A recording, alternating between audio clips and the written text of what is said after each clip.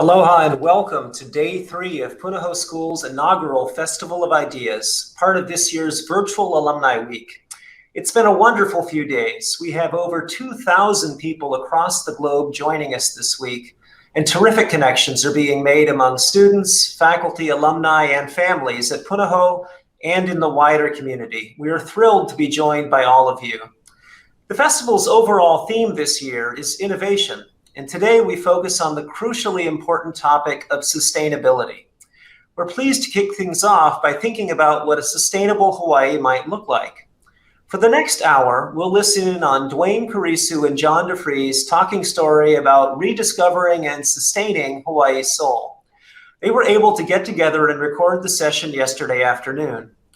John DeFries, from Punahou's class of 1969, is the President and Chief Executive Officer of the Hawaii Tourism Authority.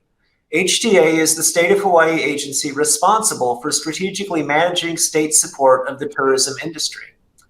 Dwayne Karisu is a member of our Board of Trustees. He's a thought leader among Hawaii's changemakers and chairman and CEO of AIO, a holding company for businesses and brands focused on Hawaii and the Pacific in areas of media, technology, sports, and food. We'll begin with a short video and then enjoy this meaningful, heartfelt discussion between two longtime friends and Hawaii leaders. Thank you so much for joining us.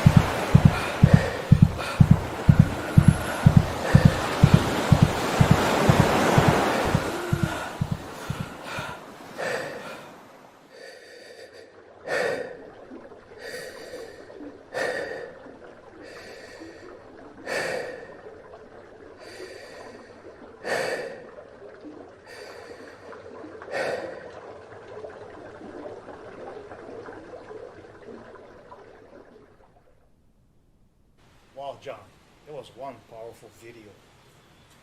It captures who we are, and it sets a playing field for what we're going to talk about today. You know, when I first saw the video maybe 2 years ago, I was curious as to what prompted you to do the video and the whole theme of Hawaii's soul. Well, we all talk about aloha and how it's, what makes us world class. But aloha has like a broad range of meaning, from just saying hi, hello, to something as deep as this deep down feeling that even like I mentioned to you before, I have difficulty using the word aloha because I want to cry every time I use that word. So I cannot cry for the HEC conference, so I thought about what can we do to capture that essence of aloha. And really, the core of Hawaii's soul is really aloha. And you're somebody that carries this soul of Hawaii's soul every place you go and the way you live, work, and play. So I appreciate knowing you. I've known you plenty of years, and I gotta thank you for having this chance to talk story with you. Well, it means a lot to me. Thank you for inviting me. You know, on Monday in the opening session, Steve Case talked about education and encouraging students to get out of their comfort zone when they pursue courses.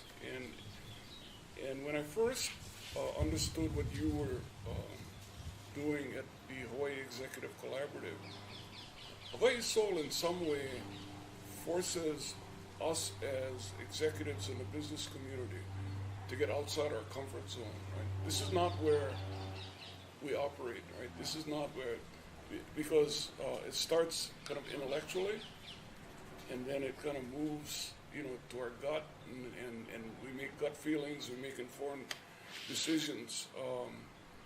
But the fact that you have identified Hawaii Soul as a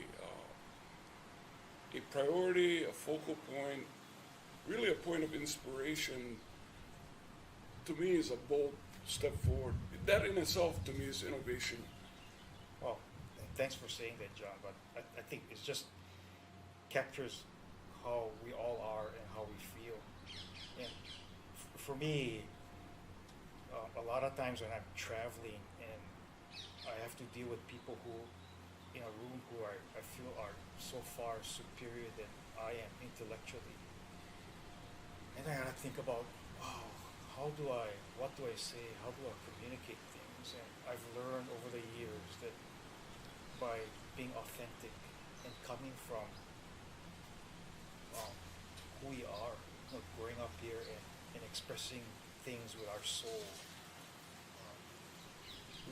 we're world class. We're world class people, and people around the world want what we have.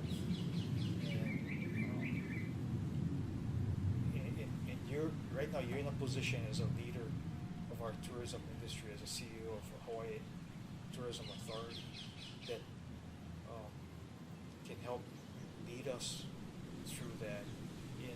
You know, as we just recently opened our doors to guests from around the world, and we need to make a commitment. Hawaii needs to make a commitment to have Hawaii Soul be a part of everything that we do, because the whole world is watching us, and we need to share with the rest of the world about and show them our behavior and our natural way of being kind, of our kindness, so that we can be an example for everybody else. And That's really, you know, when I think back to when I started my career in tourism, I used to be a tour director, so I would take tour groups, pick them up on Honolulu Airport, spend 4 nights here, take them to each of the islands, and so you live with them. And what I discovered was that it was a dream of a lifetime for them. You know, in many cases, I would hear this recurring theme. Like, my wife and I got married, we would save $300 every year, and 40 years later, we can afford to come to Hawaii, right? When I heard the story back then, mid-70s, you know, I felt really responsible, because now I'm the steward of their dream, right? And this can go all kinds of ways if you're not careful. Just on logistics, went bad, right? But one of the things that I noticed was they were not the same people at the end of the tour. That there was a transformative experience that they went through that was very personal to them. And my job was to kind of like insulate them so that they could enjoy that dream, live that dream. But I was very cognizant of the fact that there was an essence about Hawaii that was transforming them. And I couldn't put my finger on it. They couldn't put their finger on it. They would depart, and the next group come in, and I'd watch this go over and over, right? So, given what the nation and the world today faces, right? With the fragmentation of our nation, right? Race, politics, right? Economic divide.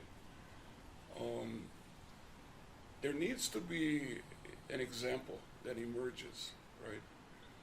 And we're far from perfect, but we've been given certain gifts that if we're not responsible to those gifts, like the soul, then we've all missed a tremendous opportunity, right? Because the succeeding generations here will have lost something special, right? More importantly, the larger community and the larger world will have done so as well. Yes, well said. It's really heartfelt. But I think it takes commitment. It takes commitment from all of us. Yeah, I agree with you. It's a scary and scary world. It's a divisive world. More divisive and there's more fear than we've seen in our recent history, locally, nationally, and globally. So I think we can either accept things and hope for the best, or we can put our heads in the ground and hope. And when we put our heads out, hope that somebody will save us, or we can face our fears, face them straight on, and guided by our soul. Tackle these issues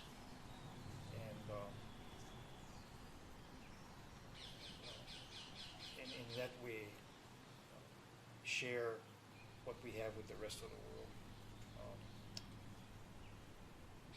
It's you and I. We grew up with. We all did grow up with a lot of difficulties, injustices, inequities. But at the end, we're going to win. We're going to persevere because, and we need to show the world that when we do things authentically, that together we can tackle anything. And this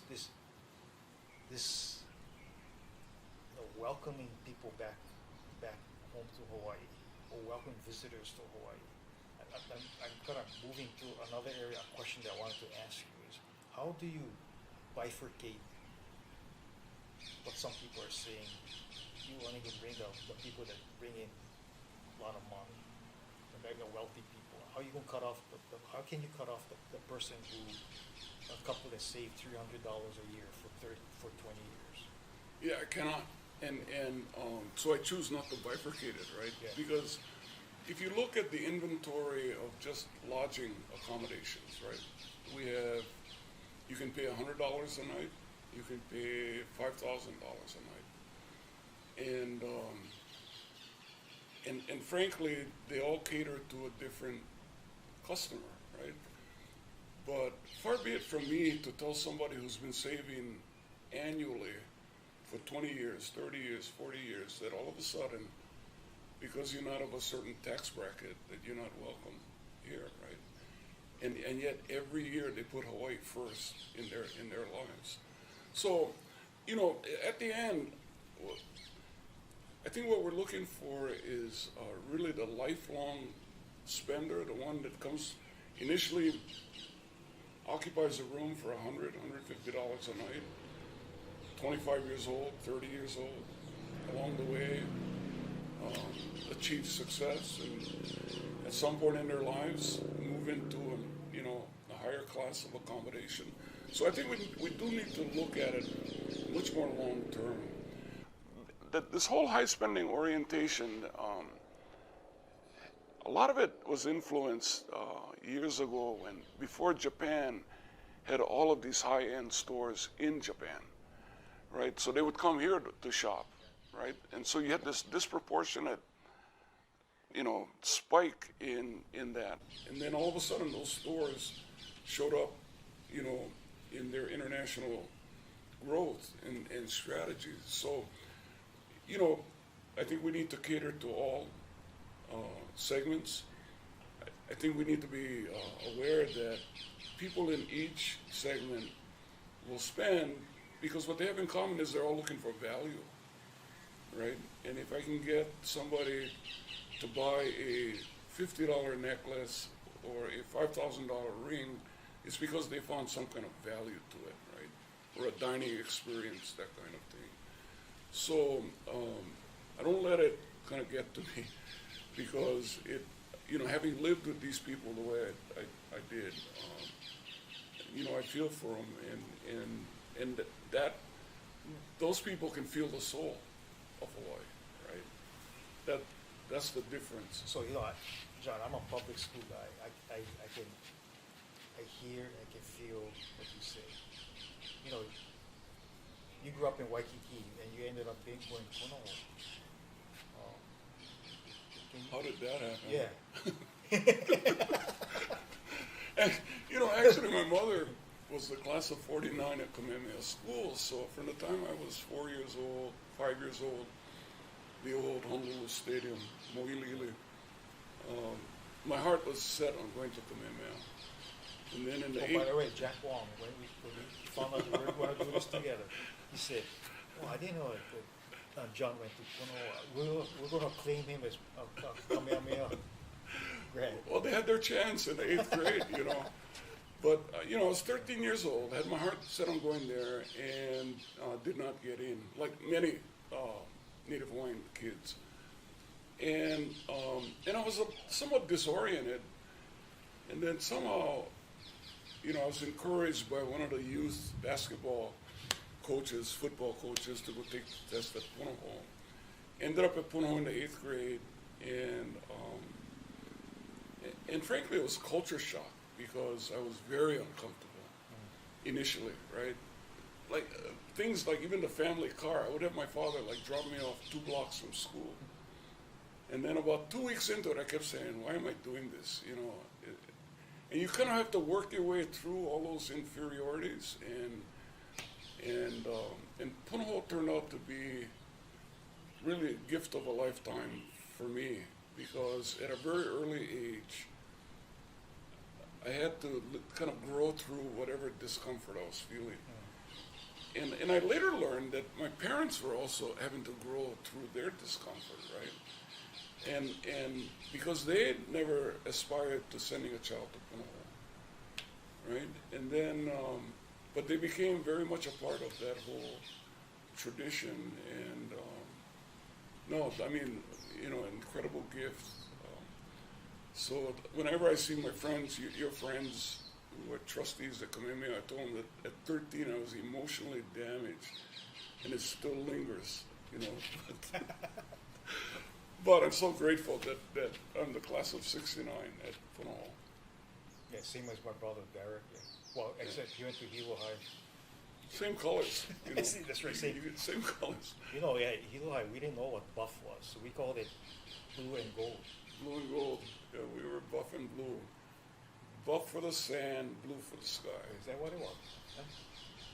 You get your history lesson, on it. Since you and I talked last week, we saw each other last week, I was focused on the topic of today, right? Restoring and sustaining Hawaii's soul. And what dawned on me, and again, each of us has to relate to it on a personal level. But what dawned on me was that the soul of Hawaii has always been there and will always be there. Long after we depart from this planet and life, it'll be there, right? And it was there. In some ways, it was there before the Polynesians landed, and it expressed itself in nature, right? So it isn't the soul that needs to be restored, in my opinion, or sustained. That's a given. I think what you raise is the specter of the fact that we as human beings have drifted over time from that connection to that soul. So I think what we talk about is rediscovering. Yeah, Yeah.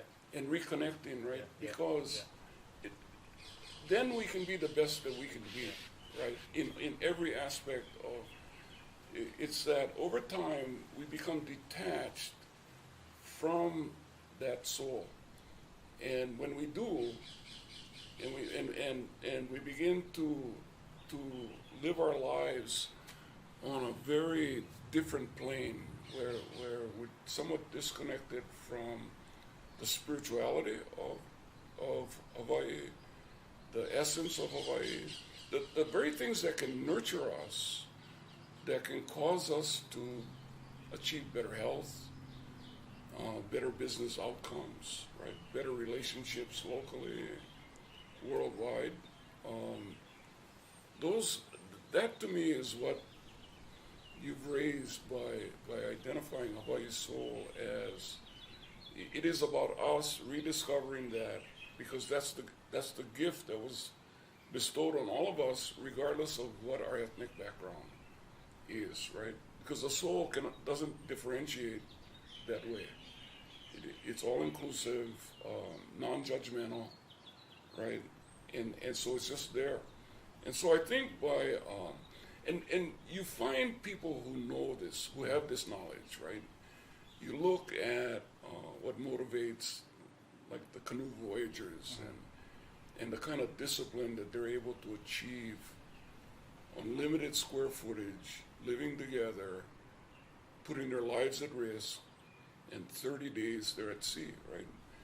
You cannot operate with anything less than aloha for one another, for your fellow crew member. And so that to me is a kind of a model of what it means to be the best that we can be. And so I'm less concerned about the soul. I am more concerned about our ability as individuals and as a society to make that reconnection, because that is then the gift to the world, right? That, Over time, cultures fade, and so we need to spend the time. The pandemic was a good time for people to reflect more upon themselves, but so it's really the experience and expression of kindness, and we cannot forget it's grounded by the native Hawaiian culture, our native Hawaiian culture, and enhanced by the different ethnicities that makes Hawaii people so special in embracing inclusiveness and acceptance for all. But as I'm saying that, there's this, we cannot forget Native Hawaiian culture. And for Native Hawaiians, it's easy for them to say, I am Hawaiian. So I think what's really important, well, for me, I cannot say I'm Hawaiian. That's what I say, I am Hawaii. I am Hawaii. But I want to have this discussion with you. I think if somebody is born on this soil, that he or she is Hawaiian. yeah, And differentiating from Native Hawaiian, that he or she is Hawaiian, because they're grounded with a soul, this soul that carries on, regardless, I think, of race or ethnicity. I'm telling you, we never talked about this. No. That's a very good point, because I think one of the ways we express that is when we talk about Keikioka Aina, right? Yeah. Child of the land. Yes. Right? Descendant of the land. Yeah. And that transcends ethnic backgrounds, right? It is those of us that are born and raised here feel that connection, right? Yes. So, and then if you break apart, or if you get into the actual word itself, Hawaii, Ha, the breath of life, Vai, fresh water. And E was in reference to the spiritual realm, right? So you have breath, water, spirit. All three of them are universal. That's not just exclusive to an ethnic group of people, right? That is a universal life-giving energies that you find worldwide. Now, we have been, but the fact that this state carries that name, right? And I would venture to guess that more than half the people who live here don't understand how the meaning of that name, right? Yeah. Because if you start there, far be it from me to say that because you're not of Hawaiian ancestry, therefore you should be without breath, fresh water, and you're right to connect spiritually any way your tradition calls for, right? So I see.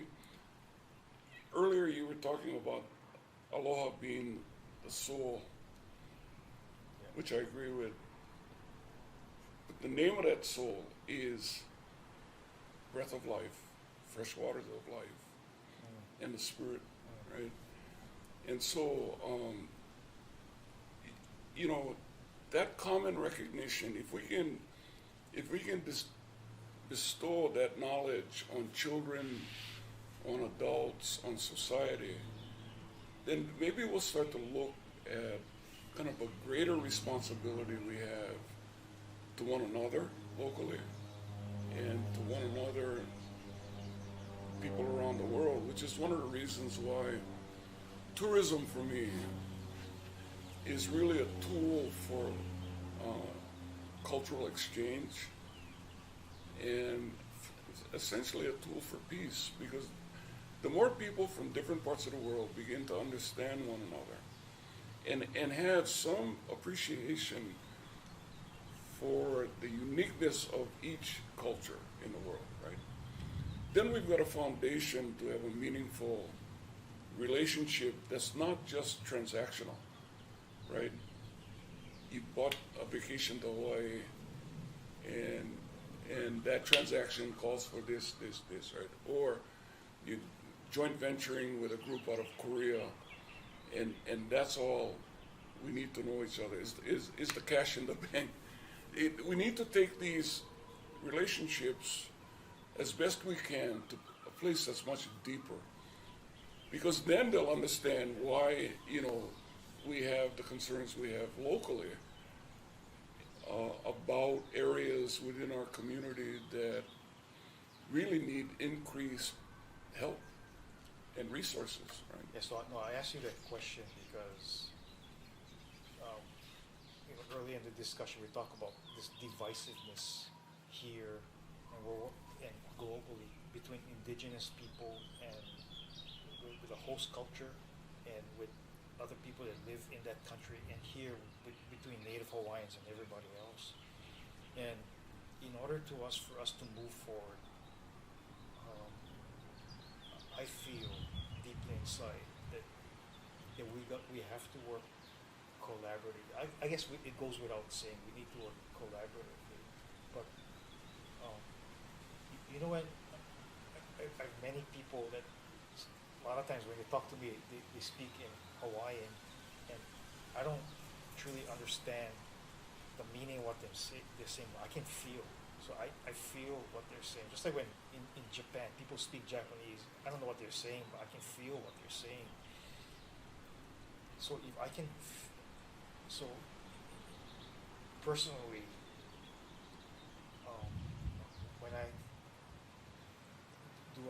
is my love for Hawaii any less than a native Hawaiian? Because for me, I love this place, and I would die for this place.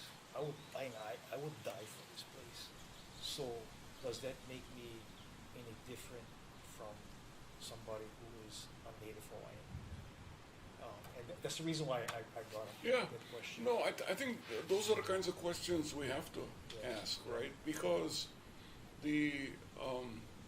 if I said to you, Dwayne, you have no right to feel that way, right? Yeah. Then you're gonna feel somewhat disenfranchised, disconnected, disrespected, right? Because you're sharing with me something that is very personal to you, right? That's meaningful to you. So for me to just arbitrarily say, and be, a solo referee on that decision doesn't. I gotta remember. Solo referee. That's a good one. It isn't my. I learn something from you every time I talk to you. Sole referee. No, because you're being honest with all of that is here, right? So, you're kind of accountable. You're making yourself accountable Yes. to the place, to the ancestors of the place, to your own ancestors, Yes. right? So, and if this was an intellectual debate, right, then I could start citing blood quantum and all that kind of stuff, right? But we're gonna have to get beyond that, right? And recognize that that people of all walks of life, of all ethnicities, have the inherent capacity to feel that way about Hawaii. And not everybody, frankly, challenges themselves to feel it, right? Or they feel awkward about feeling it.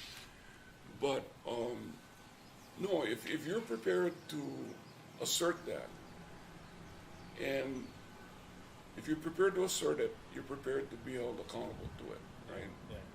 And that accountability is to a very high echelon of people who came before us, right? That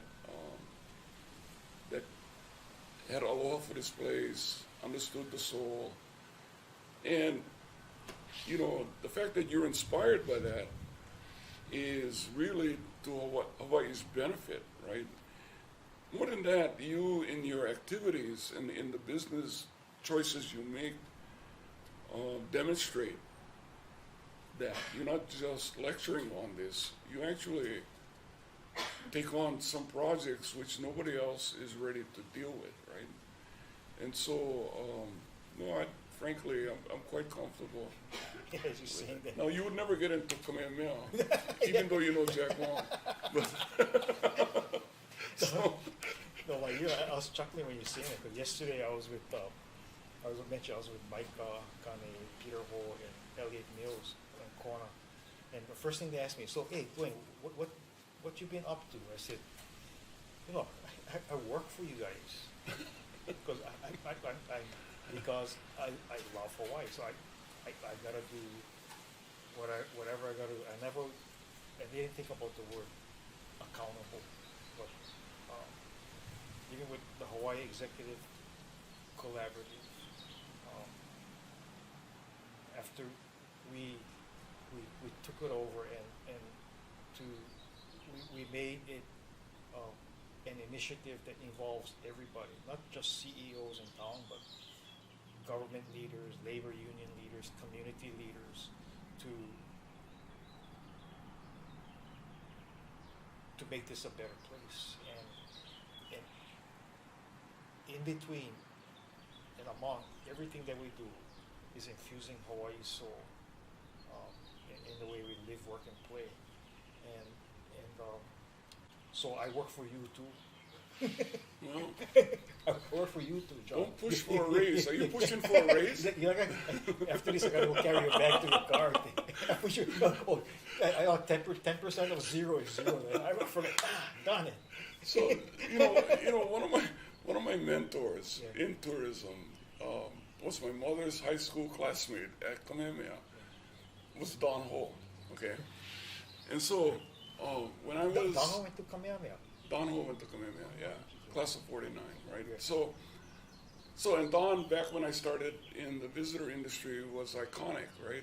In national television and all that. So he said something to me in 1975. So I was 24 years old, and it was just he and I talking in his dressing room, and he said, as you mature in life and in business, you're going to learn that there are two types of people in Hawaii.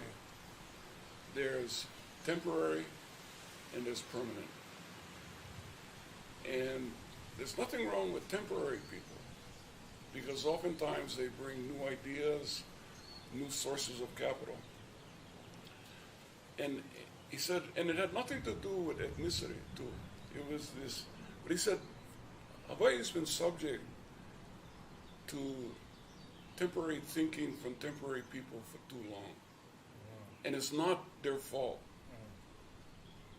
Those of us who are permanent have to elevate our capacity to go face to face, toe to toe with anybody from any place in the world, in any sector of business, right? That was his feeling, right? So, and it had nothing to do with Hawaiians are permanent and everybody else is not. It had to do with, you mentioned Peter O. I mean, one of Don's, real kind of inspired him was Peter's grandfather, right? Chin. And so Don would talk about that, and when I think about that idea of being temporary or permanent, right? The minute I say that to you, you right now are going through your mental Rolodex, and you're going like, this person I met with is temporary, this person is, because, You're right. because, you know me. no, because we all do that, Yeah, right? yeah. The first time he told me, Yeah. it's like I found myself doing that, because it's a way of like sorting and compacting the disc, right? And then all of a sudden it explains how much energy we're going to put forth trying to convince somebody who's temporary, because they're not going to raise their great grandchildren here, right? Which is okay. That's their personal choice. But his point is you cannot continue to allow them to make the crucial, pivotal decisions about Hawaii's way of life and quality of life, right? And so when I think back, that's 1975. That is profound, frankly. It is profound. Yeah. John, you're getting a lot of cracks now. And one of them is, it's actually been blissful to have a pause in tourists not being here, and so this is a question that came from the Yeah, audience. no, great question. Actually, frankly, as you pointed out, I grew up, born and raised in Waikiki Beach, right? So I was on Waikiki Beach when it was empty, and I was euphoric. I was blissful. This reminded me of a kid. Where you live in Waikiki? 2 blocks from the beach, half block from the zoo. So right behind what is today the Queen Kapilani Hotel, about 100 yards behind that. So we frequented all those areas, right? But I think to this point, I understand the blissful feeling, the euphoria, but I also quickly understood that this was temporary, because underneath that were thousands of families that were being injured by this economic collapse too, right? And so, granted, the federal subsidies helped to soften that, but that in itself was not going to be sustainable. So what did we learn from it? Well, we learned that we ended calendar year 2019 with a record year of visitor arrivals, 10,400,000. 6 months later, in July 2020, we got 0, right? And that snapback, those extremes presented themselves like in a matter of months. And so now as we go through recovery, right, what's becoming apparent, and I think we're hearing it from the communities, each of the communities on every island is becoming much more vocal about what they believe is a sustainable model for tourism on their island. And at HTA, we're in the middle of that process right now, that we started during this pandemic. And because communities are not going to be spectators to their own future, nor should they be. They need to be actively engaged, and not only are they pointing out the concerns and problems, but in most cases they have the solutions, right? So we're tasked with how do we coordinate across different state agencies that can help cure that. Some of it may be user fees that generate revenue, that put better systems in place, that take better care of the parks, Diamond Head, places like that. There are reservation systems. Basically, I'll give you an example. Waipio Valley every 10 years has a flood, right? And so I happened to be in Waipio Valley working 25 years ago, and everybody was preoccupied with how to stop the water from coming into the valley, right? So you need some of that.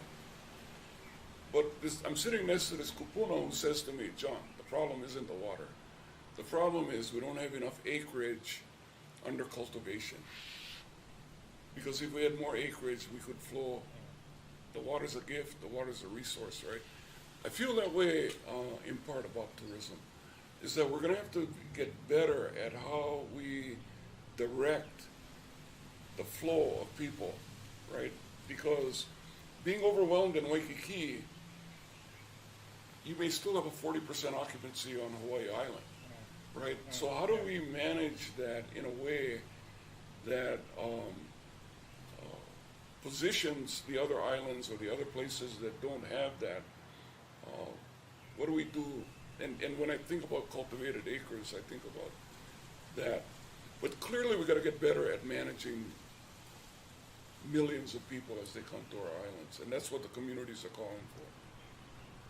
Yes, for the person who asked the question, that it was blissful for many, but it was, as you mentioned, a lot of people are hurt during the pandemic, and I would be remiss without thinking about the appreciation for all those who we know that helped carve the pathway for building during the pandemic, for helping build resiliency and for helping us through recovery. But just as important, more important, are all those people who we don't know, who were who did things, who gave of themselves to help those in need, without acknowledgement or any expectation of return. And I think that's the Hawaii that we know. I would also add that when a crisis like this hits, every leader in every sector moves to the front line, right? Because they're not waiting to be told.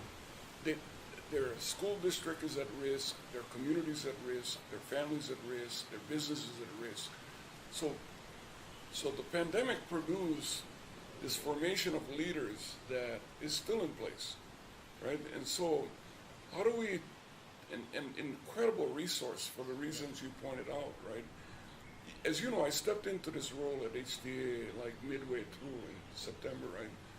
So a number of my classmates thought I had rocks in my head, but still wonder about yeah, they still wonder about that. they wondered about that back in '69.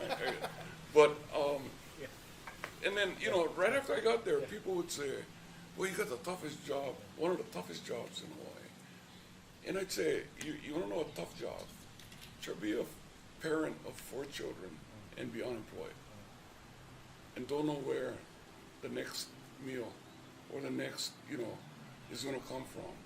That's a tough job, right?" And so part of my responsibility, collaborating with others, is to restore as many of those jobs as possible, as rapidly as possible, and at the same time be respectful to the impacts that are happening in the communities where people feel overcrowded, infringed upon, and trying to find what that new balance looks like. As you're speaking, I felt myself tense up, just like I did, about a month ago. There's a political leader that's writing a book, and he's asking people for different stories about this period from when the pandemic started and basically 6 months into it. And the people who are asking were those leaders in town who like surrounded him to work on resolving something that we don't know what the solution was going to be. But I tensed up because I was one of those guys. I can remember working just about 24/7 out of fear for that mother with 4 children that you talked about. It's like we gotta do something. So I think some of the leaders in town are those that I reference as people that don't know. There are a lot of people that work for people in Hawaii, and that's just the Hawaii way. Noni said thank you. Like you do a lot for tourism. Noni said thank you. Instead, we start throwing darts at you. But Yeah, and that's fine because frankly, that comes with the territory. by the way, I'm not throwing darts at you. No, you don't. You're my friend, so we don't do that. And frankly, you. If Hawaii way, you hug the guy. You hug 'em. But that takes you right back Yeah. to the soul, right? That these leaders didn't need to be told, right? They responded Yeah. because they're inspired by this special quality that we're referring to as the soul of Hawaii. Yeah. And whether or not they call it that, in essence, that's what moves them, is they're out to nurture and to protect and to care for the things they love the most, whether that's your grandmother or whether that's your community. That is what the whole soul of Hawaii is about. Right on. So, Dwayne, one of the things that when we look at tourism and we look, I feel as much, at my role at HDA, I feel as much an advocate for the community as I do for the visitor industry, right? So that causes me to look at things like homelessness, houselessness, and frankly, the rate at which it's increased over, the last 5-10 years, right? And I know that you've done work in that area, but what are your thoughts about Hawaii Soul and that particular? Well, first of all, I believe deeply in my heart that the issue of resolving homelessness is not just government's problem. It's all of our responsibility. It's everybody. We're all responsible to work on resolving that situation. And the way I came from in building Kauiki Village as an example, it was really reflecting upon the way I grew up and probably the way you grew up. It was a time and place where things like character, trust, responsibility, and friendship was what defined you. Wasn't about money or power. It was about those things that were cherished. And so looking at the issue of homelessness is really about that and building hope and dreams for those who, in the case of Kauiki, who were less fortunate than us. So it's really about building community rather than just building shelter. Just thinking about building shelter, just about building community. And one of the things that stunned was that we've had people from all around the world come and look at Kauiki Village, because our intention was for people to replicate it in other parts of Hawaii and other parts of the world. And we've had cities that come here and they've stopped short of replicating a village like Kauiki Village. And you know what the reason was? Sorry, Dwayne, you don't understand community. Twice it happened. I was just floored. And the second time I realized it wasn't about community, the word community. It was the word community in the way they saw it and they felt it when they toured Kauiki Village. It was in the smile of a child's face. It was in the graciousness of the adults and the parents in sharing, um, um, in sharing what they have. And so, for Hawaii, affordable housing and resolving, not tending to resolving our homeless situation is achievable, but it takes commitment. It takes the kind of commitment that will say, we are going to do this. We're not going to rely on government. We will do this. And just as I said earlier, I love Hawaii. I will die for Hawaii. You got to feel the kind of commitment in resolving the situation. You got to say, I'm going to die. I'm going to die for this project. I'm going to die to make Hawaii better. I'm going to die to make sure that there's a home for every single person that lives in Hawaii. So, in summary, it's about expressing Hawaii's soul and making a commitment to such an extent that nothing will stop us. Because collectively, when we all do things together. In Hawaii, nobody will stop us. Nobody will stop us. Okay. While we're on that topic, let me ask you this: if you had to articulate a vision of Hawaii for the future, what would that be?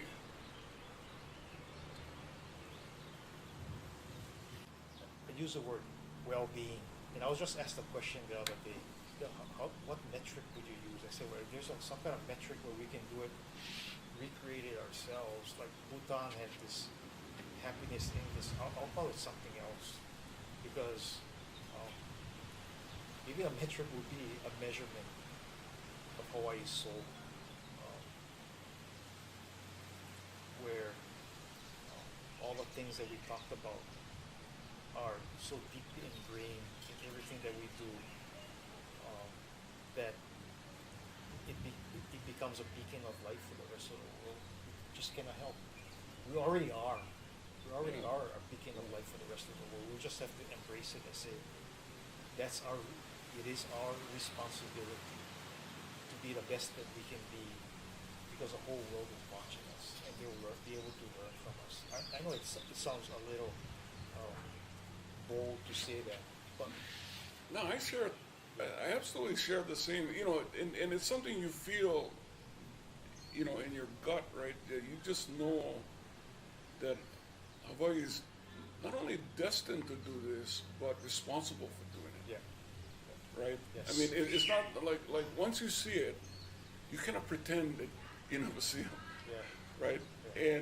And I actually share that feeling about it, is that, and it will take a collaborative effort, the collective society. Everybody's got to commit, right, to do it. And because the alternative is not good, right? Anything short of that is not going to remedy the things that we need to solve here in our own islands, right? So, and our generation can get it to a certain point, and then I'm inspired by the next two generations and the talent that we see out there. Amazing. Yeah, Amazing. and takes us back to the campus at Punahou and every school campus where you've got this kind of creativity. The kids are growing up in a digital world, where I grew up with a rotary phone.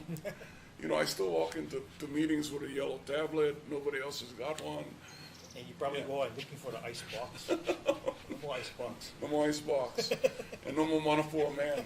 So, those things will always be special. But, no, thank you for this time. No, thank you.